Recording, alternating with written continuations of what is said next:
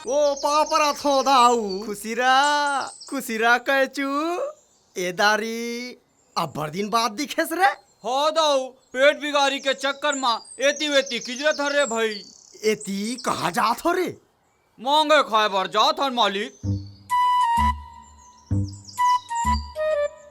एमन कौन रे? नवा नवा दिखत है, कहाँ ले ला हा? हो लाई नहीं हो मालिक, बनाए हो दूध झल्ला रे। अब का करबे मालिक, दोनों जन मोहागे मोर ऊपर। वाह रे सारे, रंग के ना गतर के और दूधू झन मोहागे। अच्छा ये बता, ते ये दूधू झल्ला कैसे चला थस रे? हम तो एक के झल्ला नहीं चला सकन। ओ मैं का चला हूँ मालिक, ई मन चलावा थे मोला। वाह रे कैचू, तोरो जवाब नहीं है। तो कुछ नवा नाचा दिखाओ ना रे, तुम्हारा आज के खर्चा पानी दे दूं। ओ तो चलो ना मालिक तुहर बाड़ा में। अरे ही कर दिखाओ ना रे, आउ कहाँ बाड़ा जाबे? बड़ा सुंदर जगह है एकरा। ओ चलो मालिक चलो।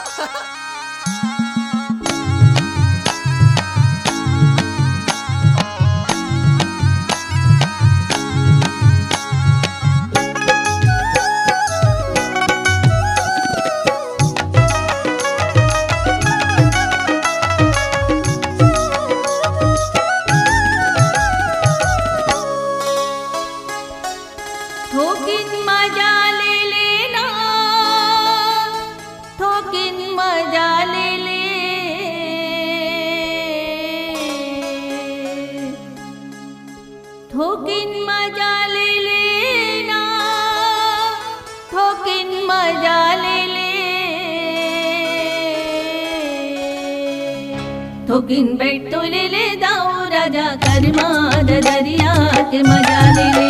थोकिन बैठ तो ले दाऊ राजा करमा दरिया के मजा ले। थोकिन मजा ले ना, थोकिन मजा ले, थोकिन मजा ले ना, थोकिन मजा ले। थोकिन बैठ तो ले दाऊ राजा करमा दरिया के मजा ले।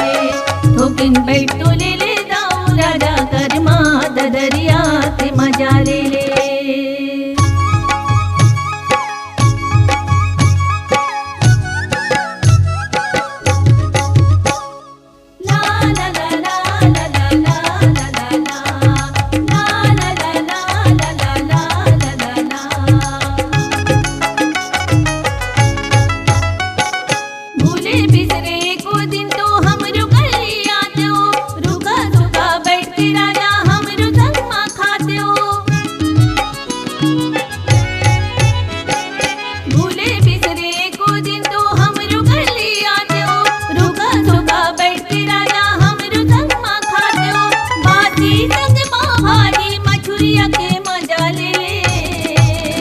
थोकिन बैठ तो ले दाऊ राजा करमा दरिया के मजा ले। थोकिन बैठ तो ले दाऊ राजा करमा दरिया के मजा ले।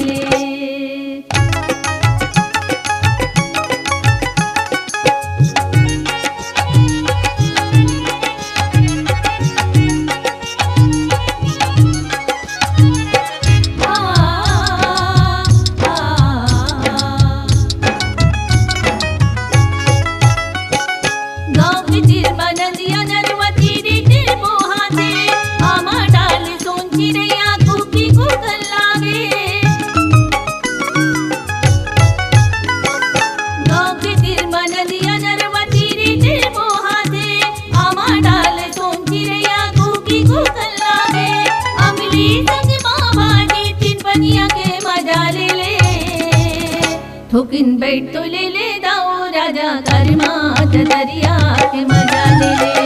थोकिन बैठ तो ले दाऊ राजा करमा दरिया के मजा ले। थोकिन मजा ले ना, थोकिन मजा ले, थोकिन मजा ले ना, थोकिन मजा ले। थोकिन बैठ तो ले दाऊ राजा करमा दरिया के मजा ले। थोकिन बैठ तो ले